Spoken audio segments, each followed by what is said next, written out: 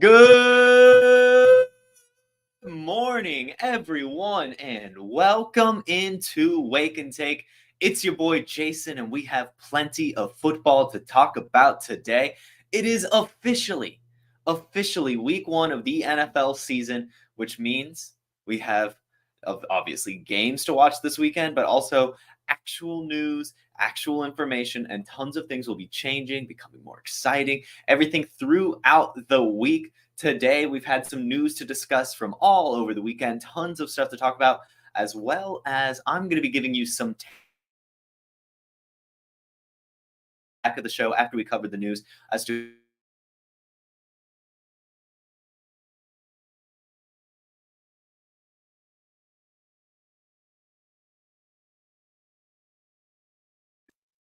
enjoy the show.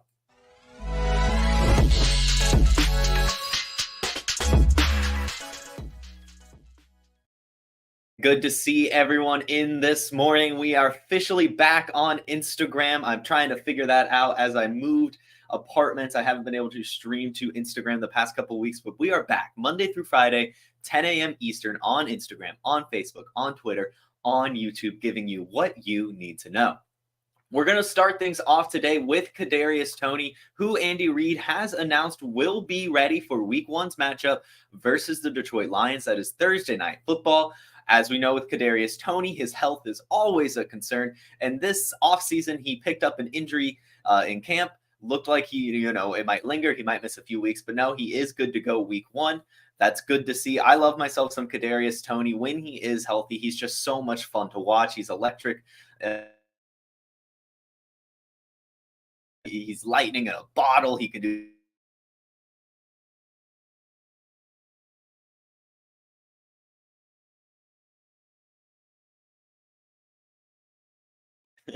and we'll be looking at Sky Moore's season. But as of right now, he's good to go Week 1.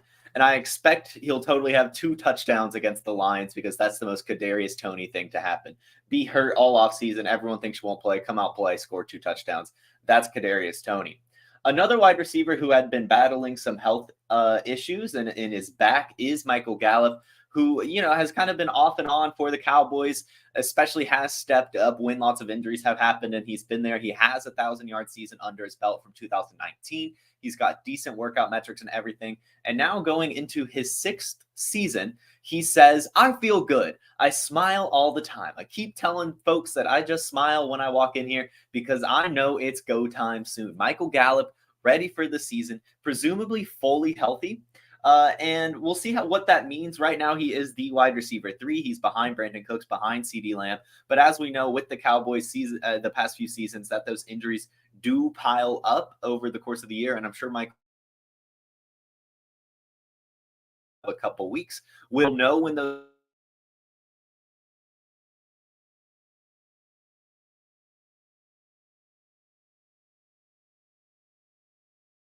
we'll definitely be using him in some DFS games, of course, throughout the season as well. Another wide receiver that we need to talk about is Tank Dell, who is slowly becoming the next Amon-Ra St. Brown. Reportedly, this is the NFL Rookie Watch. Tank Dell is reportedly out to prove all the teams that passed on him and says they made a mistake. Recently, Dell said that he has written down the names of all 8 wide receivers taken ahead of him and remembers them all. He was the 9th wide receiver taken in this year's draft. He was taken after wide receivers like Marvin Mims, Jaden Reed, a few others, of course, because he was the 9th wide receiver taken. Rashee Rice is the other one I was kind of thinking, like in that range of wide receivers. And Tank Dell, of course, led FBS in football in receiving last year and in receiving yards. So, maybe he should have been drafted a little higher, and he has put that chip on his shoulder. He's looked great this preseason, looked great all through camp. CJ Stroud asked the Texans to draft him. So I'm sure he's going to have a really, really good season.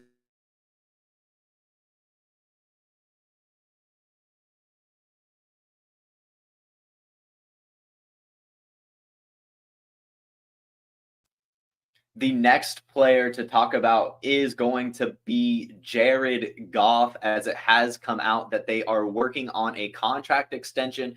Jared Goff and Brad Holmes reportedly have good dialogue. This is also Pro Football Talk who said this, and that is really good. Jared Goff has had a little bit of a career resurgence here in Detroit, shipped out of Los Angeles, and his first year in Detroit had 3,000 yards.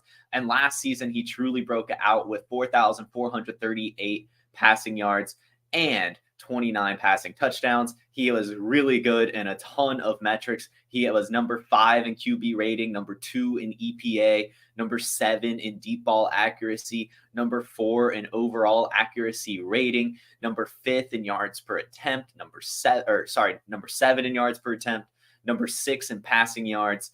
It goes all over. Number 5 in passing touchdowns. I mean, this guy really did have a great season last. I'm glad to see this contract extension talk going.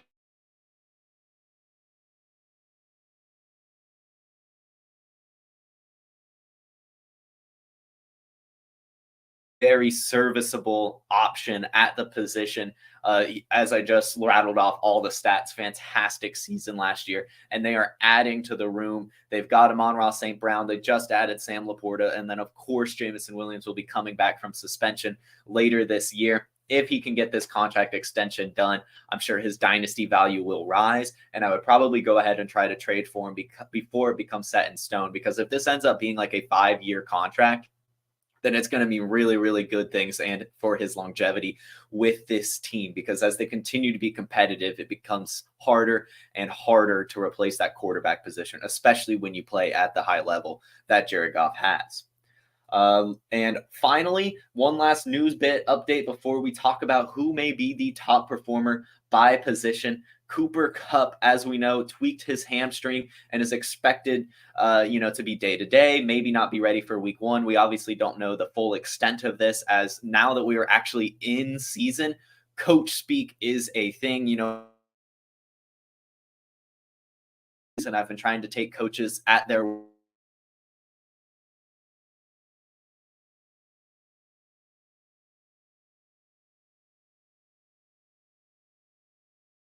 of year is much more valuable. But now, as the games are starting to be played and coaches come out and say day to day, that doesn't necessarily mean day to day, and it could mean some rough things. So Cooper Kupp is in Minnesota this is from Saturday.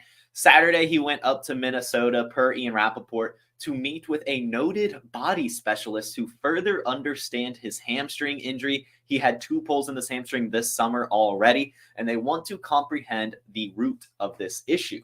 Going to get an outside opinion for this kind of thing is never a good sign, especially since, as the tweet said, he's tweaked it twice now this offseason. It really, really is a terrible, terrible sign. And I hope, we haven't heard anything about how this visit went. I hope it's okay. We'll definitely find out as this week goes on. So make sure you tune into the Wake and Take all week so I can tell you about what's going on with Cooper Kupp. But as of right now, we don't have the full picture. I would just urge caution. I'm still probably chance on him if he falls to me in the still gamble. As this is a hamstring injury, the issue here is how long it'll linger. I'm hoping McVay will just sit him out week 1, maybe week 2, let him get up to 100% before pulling him out there. But we'll have to see, right? I mean, if he's out there week 1, I'm going to be a little bit more cautious. But also that means if he is out there week 1, that this outside doctor probably, thought it was fine. Was like, okay, Cooper Kupp can go out there. It's not that big of a deal, but we'll see. And again, as we talked about on Friday, Cooper Kupp doesn't need to be, at full health to be a good fantasy football wide receiver. It's not like he's an athletic guy to begin with. His skills are finding spaces in the defense, being a good route runner, and of course his chemistry with Matthew Stafford. So even if he is 70%, he's still better than half the wide receivers in the league. So I wouldn't be too concerned. Again, if his value does drop to the middle to late second round, I think it's worth taking a chance on him still, even with these concerns. And Broncos undrafted free agent running back Jaleel McLaughlin has some hype coming out of camp. First off, over the training camp, Parker Gabriel of the called him the star of training.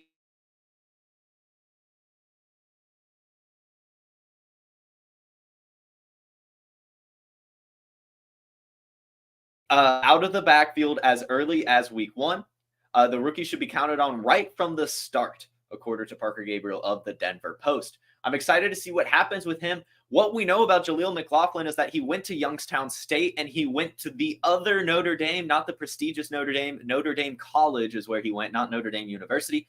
And he's actually college football's all-time leader in career rushing yards. He finished his collegiate career with over 8,000 rush yards. Yes, you heard that right. 8,166 yards on 1,250 attempts. He had 79 touchdowns, and over his college career, averaged 6.5 yards per carry. If Jaleel McLaughlin is out there, go ahead and take a chance on him. Yes, Samaje Perine had a great year last year, but it could be, kind of a byproduct of being on the Bengals and getting a big workload. Jaleel McLaughlin being younger, obviously a really good performer in college, could actually be something to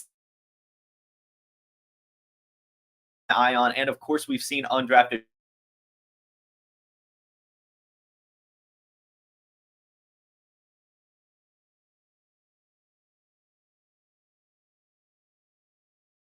definitely worth picking up in your deeper leagues.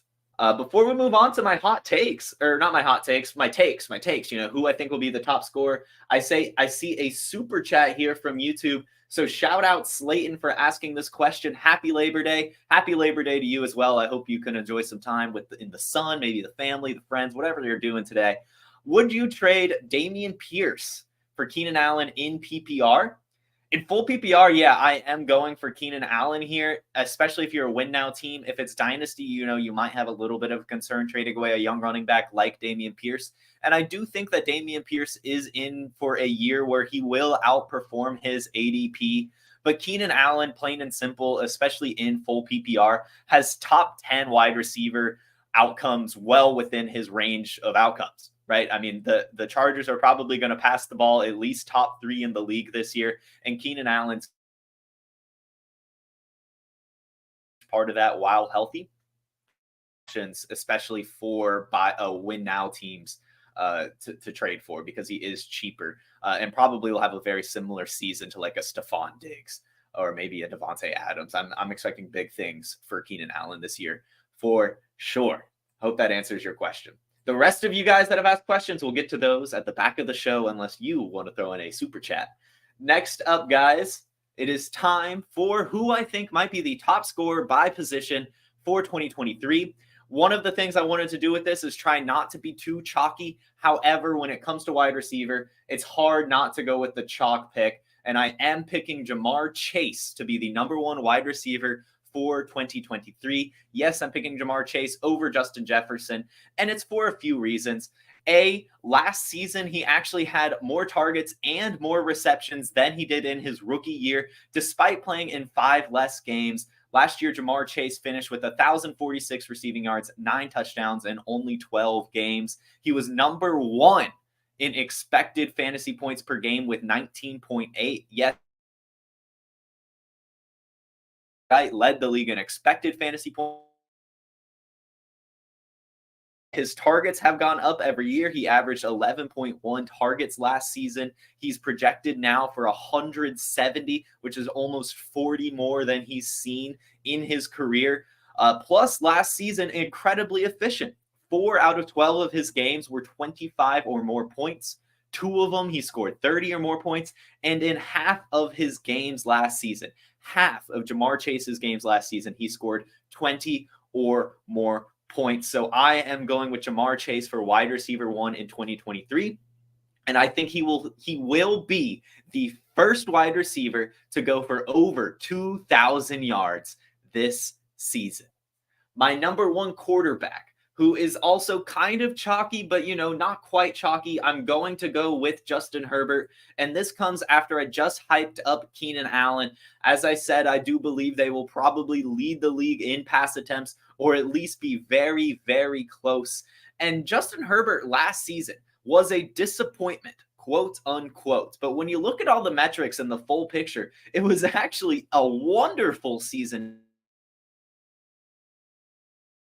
Justin Herbert, despite being NFL, despite having broken ribs, despite having a decimated offensive line, despite injuries to Keenan Allen and Mike Williams coming up all over the year. He still had 4,739 yards, which was good for second in the league, and 25 touchdowns, which is a lot of touchdowns, but not a lot when you kind of consider how much he should have had. Both of his years in the NFL before that, he's had over 30, and in 2021, he had 38. So that was a disappointment, 13 less touchdowns, but still, in 2021, Justin Herbert was a 5,000-yard passer, a 300-yard rusher. In 2022, on top of being everything I just named, on top of having the most pressures against him, on top of the broken ribs, the decimated offensive line, the decimated weapons, he still led the league in money throws, still led the league in completion percentage under pressure, and again was number 2 in pass attempts and yards. Justin Herbert is going to throw for over 5,000 yards yet again, beating his 2021 total in both pass yards and touchdowns. I'm going for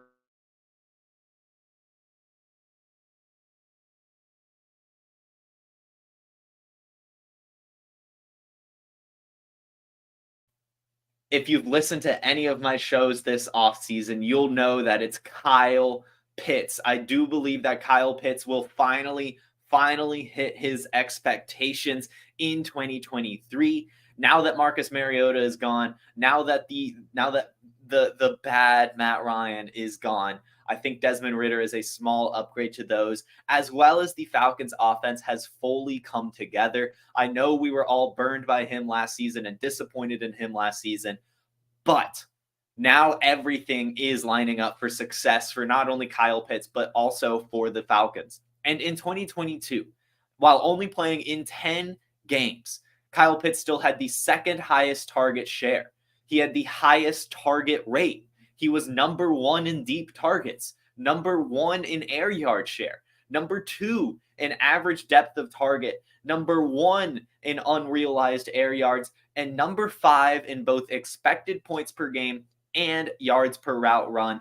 All of those, some of the most important metrics to signify fantasy football success. And when I look at the bigger picture, this Falcons offense is going to line up. Drake London getting the cornerback 1 coverage. And then I ask myself, who is covering Kyle Pitts? And the answer is, I have no idea. Kyle Pitts will be the one Falcons receiver who just can't be accounted for, because if you do, then you leave so many people wide open. And I think it's going to be the similar effect where you have to let like Travis Kelce or Rob Gronkowski beat you, or else the rest of the team will. I think that's the approach defenses will take with the Falcons. Let the tight end try to beat you. Make Desmond Ridder try to hit the tight windows and see what can happen. I'm all in on Kyle Pitts this year. I think his ADP is an excellent value on top of his dynasty value taking a hit as well. Time to buy Kyle Pitts, and because once he has a great year this year, you're not going to be able to buy him again. And finally, guys, who do I think the number 1 RB will be?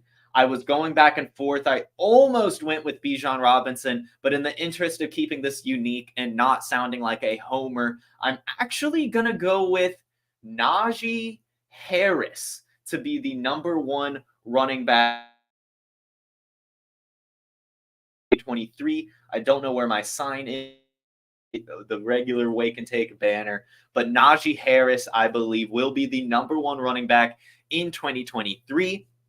And most of this is because of really just of history, and also how last year he actually outperformed expectations. When a running back has a Lisfranc injury and plays through it, you shouldn't expect the type of numbers that Najee Harris gave up. And you sure as hell shouldn't expect him to play all 17 games, but that's just what he did. Najee Harris has not missed a game yet in the NFL. Back-to-back 17-game years, back-to-back 1,000 rush yard seasons, back-to-back 10 touchdown seasons. And I mentioned the Liz Frank injury, but last year he still finished 10th in opportunity share while playing through it and was number 4 in evaded tackles, showing that he was still elusive and can still get it done. And if you go back to his rookie year where he finished as the number 3 running back overall, and had a pretty good points per game at 17.7, which was 6th in the league. He was number 1 in snap share, number 1 in opportunity share,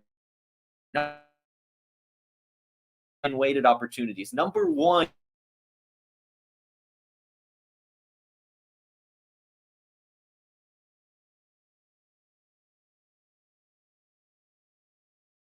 4th round sometimes in fantasy football drafts, and he is well worth that price tag and will easily outperform it. Look for Najee Harris to bounce back this season and finish as the number 1 overall running back in 2023. So just a quick recap before we get into the questions. I believe the number 1 player at each position will be Justin Herbert, Jamar Chase, Kyle Pitts, and Najee Harris. Ladies and gentlemen, do we have any questions? Let's see. Who do you think the wide receiver to own on the Texans is? Noob's World Order. This has been one of the hardest questions for me to answer all year. As you guys know, as I've talked about on this show a few times now, I do wholeheartedly believe in this Texans team. I really do think they have someone special in CJ Stroud, and I love the coaching staff. I think D'Amico Ryans was the perfect hire. I think he can get the culture in is Bobby Slowick from the Shanahan tree. These are both guys who came over from San Francisco. Where have I heard that story before? I don't know. Maybe the Miami Dolphins or any other Shanahan tree coach. I'm excited for the Houston Texans. I think CJ Stroud's going to be good.